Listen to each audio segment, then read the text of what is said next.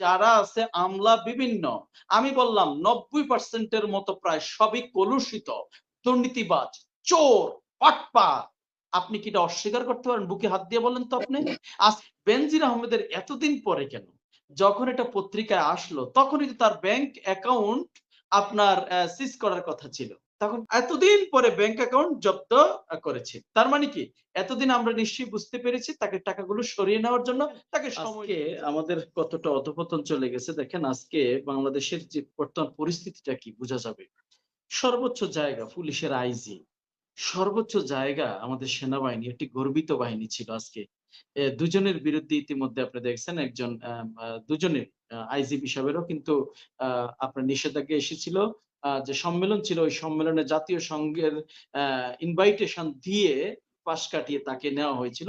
তিনিও কিন্তু নিষেধাজ্ঞার আওতায় আছেন। দেখেন এই দুজনই বাংলাদেশের সর্বোচ্চ। তাহলে আমার প্রশ্ন আজকে দেখেন এই যে ক্ষমতা থাকাকালীন সময়ে ২ জন যে ক্ষমতার অপব্যবহার করছে, অর্থ হাজার, হাজার কোটি টাকা বানিয়েছে, এটা কি জানে না কোনো?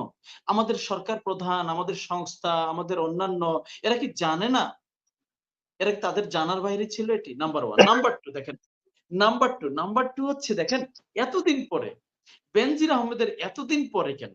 যখন এটা পত্রিকায় আসলো তখনই তো তার ব্যাংক অ্যাকাউন্ট আপনার সিজ করার কথা ছিল। তখন কিন্তু করেনি। এটা আইওয়াস, এটা নাটক ছুড়ে দিয়েছে। এটা নাটক। দেখেন, এতদিন পরে ব্যাংক অ্যাকাউন্ট জব্দ করেছে। তার মানে কি? এতদিন আমরা নিশ্চয়ই বুঝতে পেরেছি তাকে টাকাগুলো সরিয়ে নেওয়ার জন্য তাকে সময় দিয়েছে। অ্যাবসোলিউটলি। দেখেন আপনি ব্যাংক অ্যাকাউন্টে তেমন কোনো টাকা পাবেন না। এখন সম্পদ তো আর সরাতে পারেনি।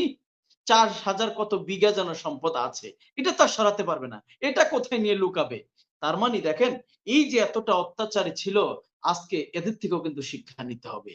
আর রাষ্ট্রের সর্বোচ্চ বাহিনীর ২ জন সর্বোচ্চ দায়িত্বে ছিলেন। আজকের ইতিহাসের আস্থা করে কিন্তু সরকারও আপনাদেরকে ফেলে দিয়েছে।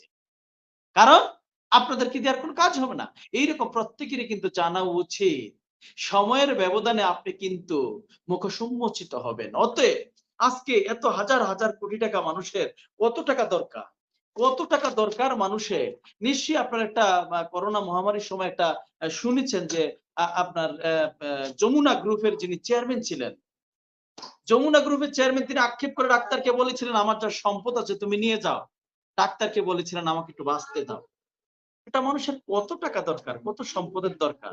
তা আমি দেখেন আজকে দেশ যে ভালো নেই, আজকে সমাজ ভালো নেই, রাষ্ট্র ভালো নেই। নিঃসন্দেহে বেগম শেখ হাসিনা ১৪ দলীয় মিটিং এ গত সপ্তাহে না ২ থেকে ৩ দিন আগে ১৪ দলীয় একটা মিটিং ছিল। নিশ্চয়ই ফখরুল ভাই, আবুল কালাম আজাদ ভাই জানেন। সেই মিটিং এ তিনি বলেছেন, "আমার দেশ ভালো নেই। দেশ ভালো নেই।" আজকে প্রধানমন্ত্রীর কথাই বেরিয়ে এসেছে। কি কারণে ভালো নেই? আজকে অশনি সংকেত আরেকটা ইসরায়েল প্রতিষ্ঠিত হচ্ছে বাংলাদেশের ঘাড়ে। আরেকটা ফিলিস্তিনি বা যেই ঘটনা ঘটেছে আজকে আরাকান এবং চট্টগ্রামের পার্বত্য চট্টগ্রাম নিয়ে আরেকটি ইহুদি রাষ্ট্র বানাতে চায়। আমাদের প্রাইম মিনিস্টারের কণ্ঠে বেশি উঠেছে আমরা ভালো নেই। ষড়যন্ত্র হচ্ছে। তার মানে কি আজকে রিজার্ভ ১৩ তে এসেছে সরকারি হিসাব মতে ব্যবহারযোগ্য রিজার্ভ আপনার ৫-৭ এর মধ্যে আছে সর্বোচ্চ। আর আপনি জানেন আমদানি ব্যয় মিটাতে প্রতি মাসে খরচ হয় ৫ বিলিয়ন। তার মানে সেই হিসাবে ২ মাসের রপ্তানি ব্যয় মেটানোর মতো পরিস্থিতি রাষ্ট্রের আছে। আমার এক ভাই প্রশ্ন করেছিলেন, সেই জাহিদ ভাইয়ের প্রশ্নের উত্তরটি আমি একসাথে দিচ্ছি। জাহিদ ভাই প্রশ্ন করেছিলেন বিএনপি তথা এদেশের যারা বিরোধী পক্ষের আছে তারা কি করছে তাদের আন্দোলন কিচ্ছু করা লাগবে না। কিচ্ছু করা লাগবে না। এই সরকারের অস্তিত্ব অটোমেটিক্যালি বিলীন হয়ে যাবে। খুব বেশি দিন নাই সেটা। কারো আন্দোলন সংগ্রাম লাগবে না। কারো মা মা ধাক্কা দেওয়া লাগবে না। কিচ্ছু লাগবে না। কিচ্ছু লাগবে না। ২ মাসের আমদানি ব্যয় মেটানোর মতো সরকারের অবস্থা আছে মাত্র। আপনি জানেন ৩ মাসের মিনিমাম রিজার্ভ থাকতে হয় আমদানি ব্যয় মেটাতে। এখন কিন্তু আমদানি বন্ধ। ছোটখাটো কিছু আমদানি হয়। অর্থাৎ যদি রেমিটেন্স না আসে, যদি আপনার দেশীয় ইনকাম রাজস্ব না আসে, তার মানে এক বাজে অবস্থান সিচুয়েশন তৈরি হয়েছে। ইতিমধ্যে ঋণের যে বোঝা চাপ দিচ্ছে, আপনি নিশ্চয়ই জানেন। সবকিছু মিলে প্রধানমন্ত্রীর কণ্ঠে বেশি উঠেছে, আমরা ভালো নেই। একটু উনার বক্তব্যগুলো ভালো করে দেখেন। একদিন বলেছিলাম শ্রীলঙ্কার মতো পরিস্থিতি হবে, সেই সময় বড় গলায় বলেছিলেন। আপনাদের বক্তব্য সামনে আনা হবে সেই দিন। খুব বড় গলায় বলেছিলেন।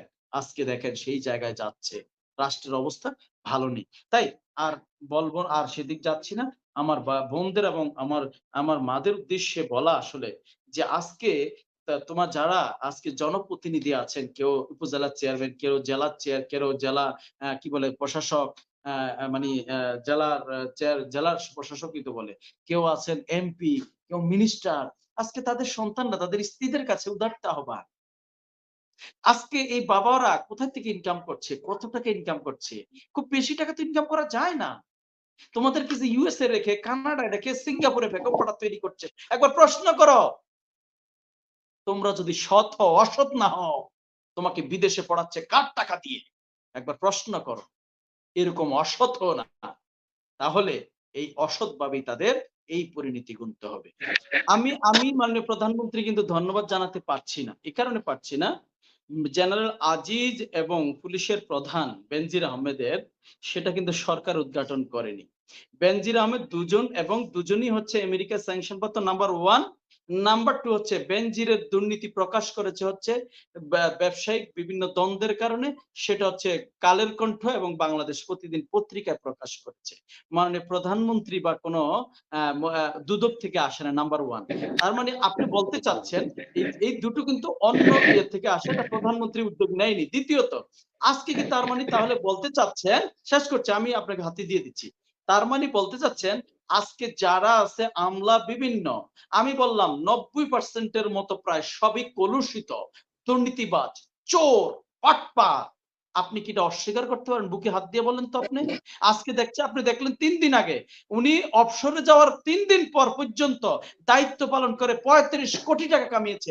আপনি কি মনে করেন না প্রশাসনের ম্যাক্সিমাম দুর্নীতি পরায়ণ হয়ে গেছে? কাউকে ধরলেই তো টাকা পাবে, কাউকে ধরলেই দুর্নীতিবাজ পাবে।